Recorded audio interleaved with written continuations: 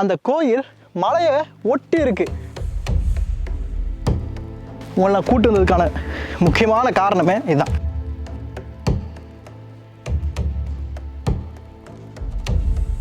மண்டபம் கட்டப்பட்டப்ப இருந்தது இதை விட மிக மிக உயரமான.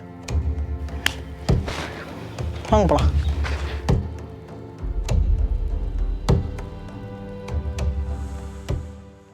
எல்லோருக்கும் வணக்கம். மேம் பேர் கருணா. இப்போ நான் விழுப்புரம் மாவட்டத்திலிருந்து 30 கிலோமீட்டர் தொலைவில் இருக்கிற திருவதிக்குன்றம் அப்படிங்கிற ஒரு அழகான கிராமத்தில் இருக்கீங்க. இங்கே ஒரு கோயிலை பற்றி நம்ம பார்க்க போகிறோம். அந்த கோயில் மலையை ஒட்டி இருக்கு. மலை தான் அதுக்கு கோபுரமாகவே இருக்குது. ஆச்சரியமாக இருக்கா? அந்த கோயில் என்ன, அது எப்படி இருக்குது, அதோட வரலாறு என்ன, அங்கே என்னென்னலாம் இருக்குது, எல்லாமே தெரிஞ்சுக்கலாம். வாங்க வீடியோக்குள்ளே போகலாம்.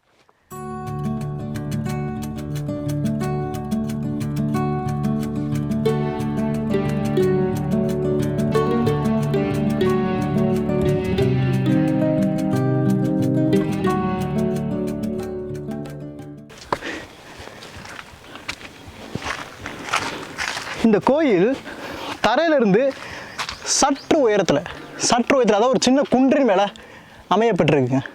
லைட்டாக மலை ஏறி போகிற மாதிரி இருக்கும். இந்த கோயில் கட்டப்பட்ட காலத்தில் இதுக்கான படிக்கட்டுகள் இருந்ததுங்க. ஆனால் பல வருஷமாக பராமரிப்பு இல்லாத ஒரு காரணத்தினால இந்த பாதைகள் எல்லாமே சிதலம் அடைஞ்சிருச்சு.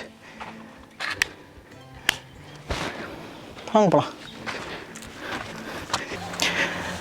நீங்கள் பார்த்தீங்கன்னாலே தெரியும், இது ஒரு வாயிறு அமைப்புங்க. இந்த கோயில் மிகப்பெரிய அளவில் இருந்திருக்கு. இன்றைய நிலைமை நீங்களே இப்போ பார்க்க போகிறீங்க.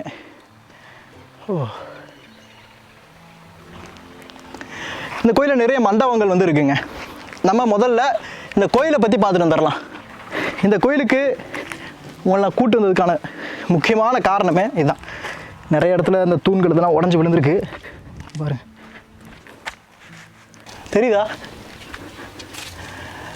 இங்கே பாருங்க.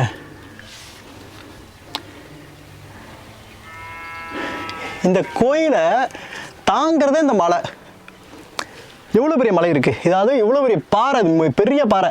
அந்த பாறையத்தை அந்த கோயிலுக்கு கோபுரமாகவே அமைச்சிருக்கிறாங்க.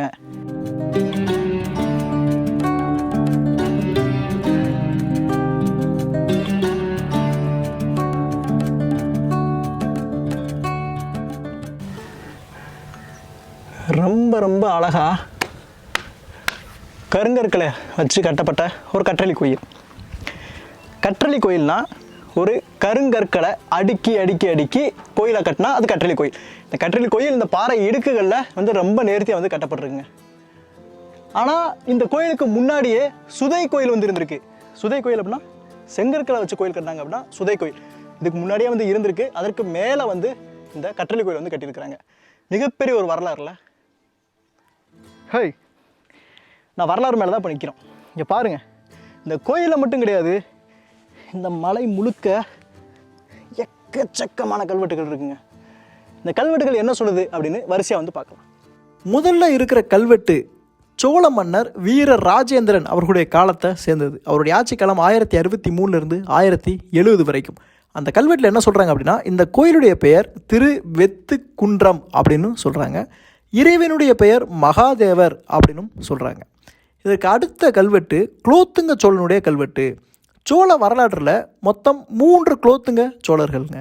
இதில் எந்த குலோத்துங்க சோழர்களை இவர் சொல்கிறாங்க அப்படிங்கிறது குறிப்பாக நமக்கு தெரியல. 3வது நபராக இருக்க முடியாது, ஏன்னா அவருடைய காலம் ரொம்ப பின்தங்கியது. முதல் 2 பேரில் யாராவது ஒருத்தராக இருக்கலாம்.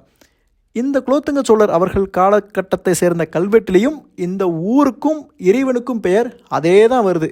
திருவெத்துக்குன்றம் அப்படின்னு இந்த கோயிலுடைய பெயரும் சிவபெருமானுக்கு மகாதேவர் அப்படின்னு தான் அழைக்கிறாங்க. இந்த 3வது கல்வெட்டு என்ன சொல்லுது அப்படின்னா, இந்த கோயிலை யார் கட்டினா அப்படின்னு சொல்லுது. அதாவது 2ஆம் ராஜாதிராஜன் தான் இந்த கோயிலை கட்டினாரு அப்படிங்கிறத அந்த கல்வெட்டு சொல்லுது. அவருடைய ஆட்சி காலம் என்ன, 1166 1178 வரைக்கும். சரிங்களா? அவர் தான் இந்த கோயிலை கட்டியிருக்கிறார். ஒரு நிமிஷம், இந்த கோயிலை 2ஆம் ராஜாதிராஜன் கட்டினாருன்னு சொன்னேன். ஆனால் இதுக்கு முன்னாடி இருந்த 2 கல்வெட்டுகள் என்ன சொன்னேன், இவங்களுக்கு முன்னாடி 100 வருஷத்துக்கு முன்னாடி இந்த கோயிலை கட்டிட்டாங்கன்னு சொன்னீங்க.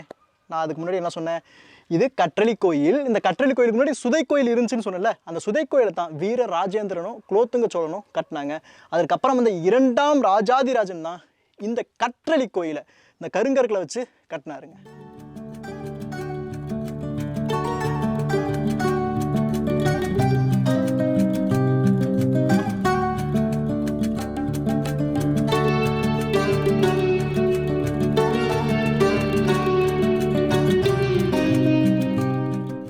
சரி, இந்த கோயிலில் வேறு யாருடைய கல்வெட்டு இருக்குது அப்படின்னா குமார கம்பனர் அவருடைய கல்வெட்டு வந்து இருக்குங்க.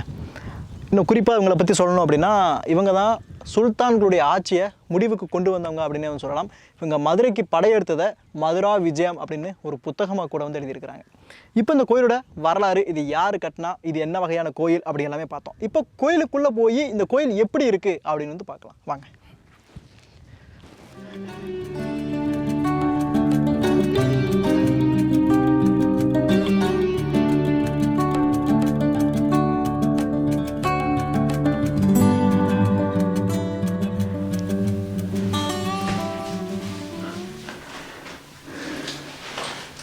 இப்போ நம்ம இருக்கிறது இந்த கோயிலுடைய கருவறைங்க.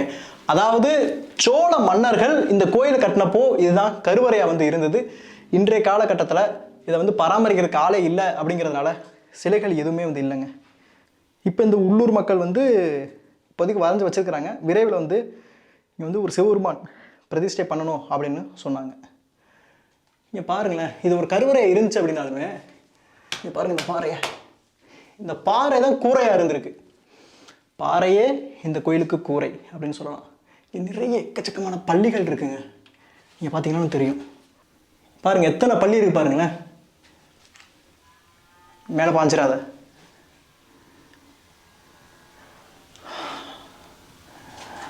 சரி, இந்த கோயிலை பார்த்துட்டு அப்படியே வெளி மண்டபங்களை நம்ம பார்க்கலாம்.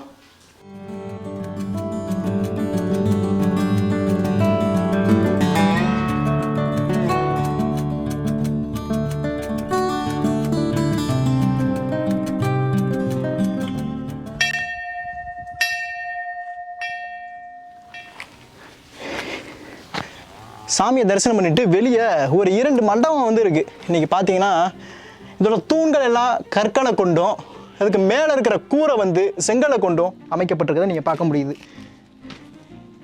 இன்றைக்கி வந்து எனக்கே வந்து 5 அடிக்கே வந்து இடிக்கிற மாதிரி இருக்குது. ஆனால் உண்மையிலேயே இந்த கோயில் கட்டப்பட்டப்ப, இந்த மண்டபம் கட்டப்பட்டப்ப இருந்தது இதை விட மிக மிக உயரமான ஒரு மண்டபம் தான். ஆனால் பல வருஷமாக பராமரிப்பு இல்லாத ஒரு காரணத்தினால இந்த இடம் ரொம்ப ரொம்ப மோசமாக வந்து இருந்ததுங்க. கொஞ்சம் பரவாயில்லையப்பா, நல்லா தானே இருக்குது அப்படின்னு நீங்கள் நினச்சிங்க அப்படின்னா நாம் நன்றி தெரிவிக்கணுங்க. யாருக்கு?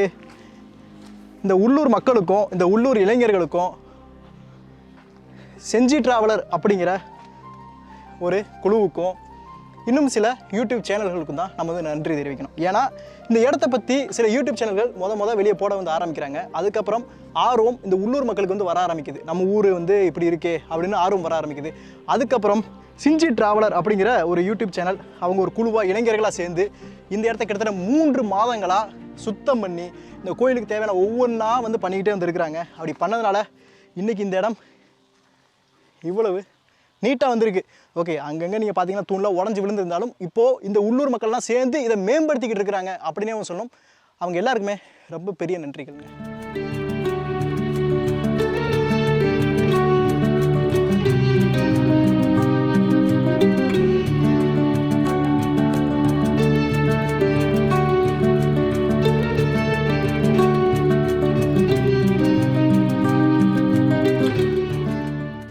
இந்த மலையை சுற்றியுமே, அதாவது நான் குறிப்பாக சொன்னால் ஒரு சின்ன ஒரு குன்று தான். அந்த குன்றின் மேலே வந்து ஒரு கோயிலை வந்து கட்டுறாங்க. அந்த கோயிலை சுற்றியுமே ஒரு பாதுகாப்புக்கு மதில் சுவர்கள் எவ்வளோ பெருசாக பாருங்கள் வச்சுருந்துருக்காங்க.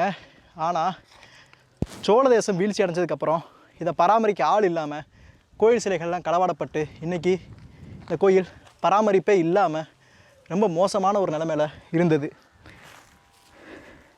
மிகப்பெரிய ஒரு வரலாறு வெளியே வந்து வரணுங்க.